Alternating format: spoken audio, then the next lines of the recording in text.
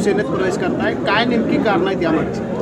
1957 पासून म्हणजे माझ्या वडिलापासून जवळजवळ आजपर्यंत आम्ही कधी काँग्रेस पक्षाचा दुसरा विचार केला नव्हता. पण अलीकडच्या काळात हे 10-11 वर्षात जे राजकारण सुरू झालं आहे, आम्हाला पण त्रास झाला, आमच्या बरोबर जे लोक आहेत त्यांना पण त्रास होऊ लागला. केवळ हे लोक एका विशिष्ट पक्षाचे आहेत म्हणून त्रास होऊ लागला, ते त्याला कुठंतरी लिमिट असते.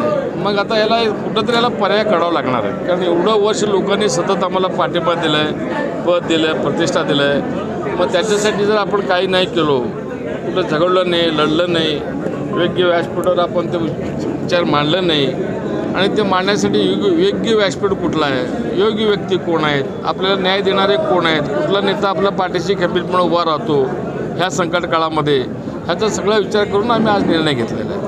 कधी प्रवेश होणार आहे, कोणाच्या उपस्थितीत आपला प्रवेश होणार? 31 तारखेला आदरणीय आपले राज्याचे माजी मुख्यमंत्री व आता सध्याचे विद्यमान उपमुख्यमंत्री आदरणीय नामदार एकनाथराव शिंदे साहेबांच्या उपस्थितीमध्येच अक्कलकोटमध्ये प्रवेश होणार आहे.